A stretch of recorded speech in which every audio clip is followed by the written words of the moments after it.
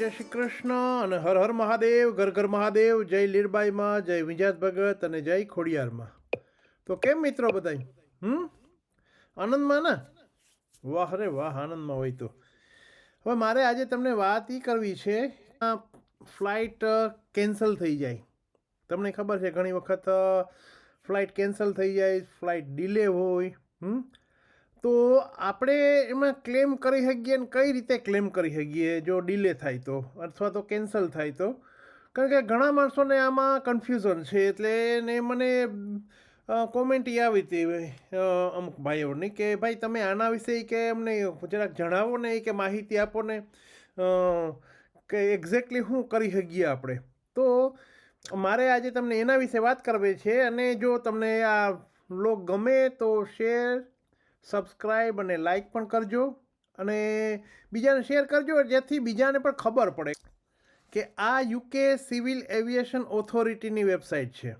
Okay, અને એની અંદર આખું બધું બતાવ્યું છે કે આ યુકેથી જેટલા ફ્લાઇટ, કોઈ પણ ફ્લાઇટ ઉપડે તો એના માટે આપણે કઈ રીતે એનું ડિલે થાય તો શું કરવું કે શું નથી કરવું. તો એના વિશે જો કહીએ અમે, does UK law apply to your flight?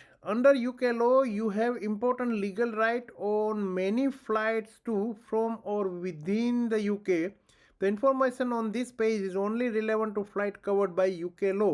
To be covered, your flight must be either departing from an airport in the UK or any airlines arriving at any airport in the UK on an EU or UK airline, or arriving at an airport in the UK on a UK airline. એટલે કહેવાનો મતલબ એ છે કે આ જે છે, આ જે આમાં જે કીધું છે એ અહીંયા ગમે એટલી જેટલી ફ્લાઇટ યુકેની અંદર આવતી હોય, લોકલ ફ્લાઇટ હોય અહીંની યુકેની, અથવા તો ઈયુથી આવતી હોય કે ઈયુમાં ક્યાંય લેન્ડ થતી હોય, અને બહારથી પાછી ફ્લાઇટને પછી કંપની ગમે એ હોય, XYZ, એનું કોઈ વસ્તુ નથી, પણ એને આ વસ્તુ લાગુ પડે છે. તો આ ડોક્યુમેન્ટ જે છે એ, તો એમાં કહે છે કે you can check if UK law applies to your flight by viewing. એમાં કીધું છે કે આમાં તમે ચેક કરી શકો ને આ જે ક્રાઇટેરિયા વિશે કે હું કઈ રીતે એપ્લાય થઈ શકે. હવે એની અંદર કીધું છે કે while you wait for your flight, એમાં એમ કીધું છે કે under UK law, airlines must provide you with care and assistance if your flight is significantly delayed. The law split the set time frame into 3 categories. By law, કારણ કે યુકેમાં land થાય છે અથવા તો યુકેથી ઉપડે છે, તો એ આ બધાને લાગુ પડે છે. અને એની અંદર એને કંઈ પણ ડિલે થાય તો એને હેલ્પ કરવી, આસિસ્ટન્સ કઈ રીતે હેલ્પ કરવી, એ બધી હેલ્પ એ કરવી જોઈએ એરલાઇન્સને, એવું કહે છે યુકે લો. ઓકે, હવે એની અંદર 3 કેટેગરી કરી છે. 3 કેટેગરી એટલે 3 કેટેગરી એટલે કે એક શોર્ટ હોલ ફ્લાઇટ, જેને ટૂંકી ફ્લાઇટ હોય, માનો કે ગ્લાસગોથી આમસ્ટરડામ જાય છે, અને medium haul flight of 1500 kilometre through 3500 kilometre range હોય. 1500થી 3500 કિલોમીટર હોય એ મીડિયમ હોલ ફ્લાઇટ આવે, અને વેઇટિંગ ટાઈમ મોર દેન 3 અવર્સ, એનો મોર દેન 3 કલાક વેઇટિંગ ટાઈમ હોવો જોઈએ. અને આ શોર્ટ હોલ ફ્લાઇટ, એનો વેઇટિંગ ટાઈમ 2 કલાક કરતાં વધારે હોવો જોઈએ. જો 2 કલાક કરતાં વધારે હોય તો તમે એને એ કહી શકો કે ભાઈ અમારે છે ને અમને તમે પ્રોવાઈડ કરો ફેસિલિટી. હવે ફેસિલિટીમાં એટલે એ મેઇન વસ્તુ એ છે કે એ જરૂરી છે કે ફ્લાઇટમાં તમારે જેટલી ડિલે થાય તો 2 કલાકથી વધારે ડિલે થાય જો 1500 કિલોમીટરની અંદરની રેન્જમાં હોય તો, ગમે ત્યાં પછી જતી હોય એટલામાં. અને જો 1500થી 3500 કિલોમીટર તો મીડિયમ હોલ ફ્લાઇટ આવે, અને એમાં 3 કલાકથી વધારે ડિલે થવી જોઈએ. અને 3500 કિલોમીટરથી વધારેની ફ્લાઇટ એટલે ન્યૂયોર્કની કે ઇન્ડિયાની કે આપણે ગમે તે ફ્લાઇટ હોય, અને એ મોર દેન 4 અવર્સ, દુબઈ કે મિડલ ઇસ્ટમાં ગમે ત્યાં જતી હોય તો એ લગભગ બધાય થઈ જાય.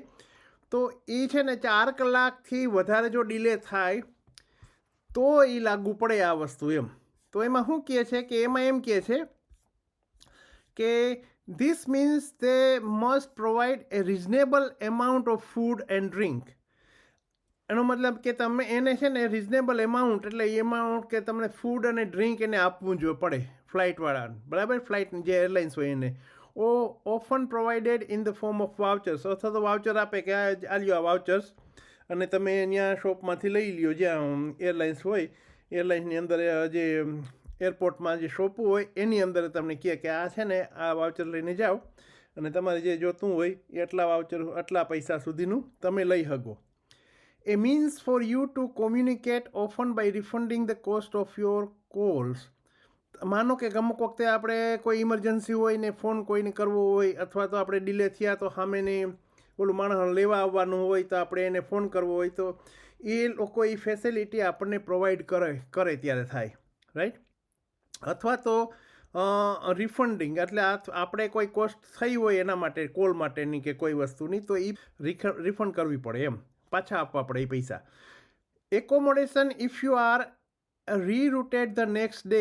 હવે બીજા દિવસે માનો કે ફ્લાઇટ ઉપડવાની હોય, usually in nearby hotel, એટલે બીજા દિવસે માનો કે એ દિવસે ન ઉપડે ફ્લાઇટ અને ચાર કલાકથી વધારે માનો કે ઇન્ડિયા આપણે જવું હોય ને 4 કલાકથી વધારે ડિલે થાય, તો પછી એને બીજે દી કહે કે બીજે દી ઉપડશે, તો એને હોટેલ પ્રોવાઈડ કરવી પડે બાય લો, રાઈટ. એ એમ કહી ન શકે કે ના ના we can't give you hotel કે ફલાણું કે ઠીકણું, રાઈટ. તો એની સામે આપણે ક્લેમ કરી શકીએ. The airlines must provide you with these items until it able to fly you to your destination, no matter how long the delay lasts or what has caused it. Doesn't matter કે ગમે એ થાય, એક વખત once એ તમે ticket લીધી અને તમે એરલાઇન્સમાં તમે જે જવાના છે, એરલાઇન્સ ગમે એ રીતે મોડી થાય, આથી વાયા જહાજ થઈને જવાની હોય ને ત્યાં ડિલે થાય અથવા તો ત્યાં પ્લેન ન આવે, તો એ ગમે ત્યારે જ્યાં સુધી ડેસ્ટિનેશન આપણી જે ડેસ્ટિનેશન હોય ત્યાં ન પહોંચાડે ત્યાં સુધીનો બધો ખર્ચો એને આપવો પડે, રાઈટ. આ લો છે. So how it works in practice, તો એ કહે કે કઈ રીતે એની પ્રક્રિયા કઈ રીતે વર્ક થાય, તો કે if your flight is delay, many airlines will provide voucher for you to buy food and drink, બરાબર. If you require accommodation they may book a hotel and arrange transportation for you. એ transportation એ બધું હોટલમાં તમને મૂકવા લેવા જવાનું બધું એ બધું કરી દઈએ. એટલે આ બધું એને રિઝનેબલ એમાઉન્ટમાં વધુ આ કરવું પડે એને, રાઈટ. અથવા તો તમે કોઈ પણ જગ્યાએ એની ન કર્યું અને તમે પછી તમે તમારી રીતે ગયા હોય તો તમારે એને રિસીટ પાછી રાખવાની, એટલે એના ઉપર તમે ક્લેમ કરી શકજો, બરાબર. How to make a complain એ પણ છે અહીંયા, જો કમ્પ્લેન તમારે કરવી હોય તો એની પણ હું આ તમને લિંક આની મૂકી દઈશ, એટલે તમે જોઈ લેજો. હવે કમ્પન્સેશનમાં શું થાય કે કમ્પન્સેશન કઈ રીતે મળે. Under UK law, airlines may have to provide compensation in your flight arrive at its destination more than 3 hours late, right. Under UK law, airlines may have to provide compensation if your flight arrive late. 3 કલાકથી વધારે જો late arrive થાય પહોંચે તો એને compensation આપવો પડે. એટલે માનો કે અહીંથી ઇન્ડિયા ફ્લાઇટ આપણે ગયા અને ફ્લાઇટ 3 કલાક કરતાં વધારે લેટ થઈ, તો આપણે એની સામે કમ્પન્સેશન માટે એપ્લાય થઈ શકીએ અને આપણને એને આપવો જ પડે, રાઈટ, ગમે એમ કરીને. ટૂંકમાં કમ્પન્સેશન એટલે સમજી ગયા ને કે એને ટૂંકમાં એ ડિલે થઈ તો એની સામે આપણે એને પૈસા આપવા પડે પાછા, ટૂંકમાં એને ક્લેમ કરીએ. એટલે this depends on vote cause the delay. This is very important. આ વસ્તુ બહુ ઇમ્પોર્ટન્ટ છે. એટલે ઘણી વખતમાં આપણે છે ને આમાં બહુ કન્ફ્યુઝન થઈ જાય છે કે ભાઈ અમારી તો ફ્લાઇટ ડિલે થઈ હતી ને અમને તો ન આપ્યા એ કે. તો હવે ડિપેન્ડ્સ કે એનો કોઝ શું હતું એમ. કોઝ એટલે ટૂંકમાં એને શું કામ ડિલે થઈ હતી, રાઈટ. ડિલે થવાનું કારણ શું હતું. કોઝ એટલે કારણ, ટૂંકમાં એમ. એનું કારણ, મેઇન કારણ શું હતું એ મેઇન ઇમ્પોર્ટન્ટ છે. એના ઉપર મેઇન વસ્તુ છે. માનો કે ત્યાં ફ્લાઇટ જો ડિલે, માનો કે ફ્લાઇટમાંથી આવવામાં ડિલે થઈ તો ફ્લાઇટવાળાનો પ્રોબ્લેમ કહેવાય કે ભાઈ એની એમાંથી આવી ફ્લાઇટ ત્યારે મોડી આવી, એટલે અહીંથી મોડી ઉપડી, તો એ ફ્લાઇટવાળાનો, એરલાઇન્સવાળાનો ફોલ્ટ કહેવાય. તો એમાં આપણે એને સામે ક્લેમ કરી શકીએ. પણ માનો કે અહીંયા રનવેમાં કંઈક એવું કંઈક એક્સિડન્ટ થઈ ગયું છે રનવે ઉપર, રાઈટ, ને રનવે ચાલે એમ જ નથી ત્યાં, તો એ એમાં ન આવે, એના ઉપર એની સામે આપણે ક્લેમ ન કરી શકીએ, કારણ કે એની પાસે ટૂંકમાં એની પાસે કોઈ વસ્તુ જ નથી કે એ ઉતારી શકે પ્લેન. હવે એવી સિચ્યુએશન હોય, અથવા તો મને કે સ્નો પડ્યો છે, ફૂલ સ્નો પડી ગયો, હવે એટલો બધો સ્નો પડ્યો છે કે એની વાત જવા દો, તો એની સામે એ ઉતારી ન શકે પ્લેન, એટલે ડિલે થાય. તો આપણને એ માનો કે હોટલને એ બધું આપે, રાઈટ, છતાંય પણ એનો મતલબ એવો નથી કે ના આપણે એના ઉપર ક્લેમ કરી શકીએ બધી વસ્તુને એમ.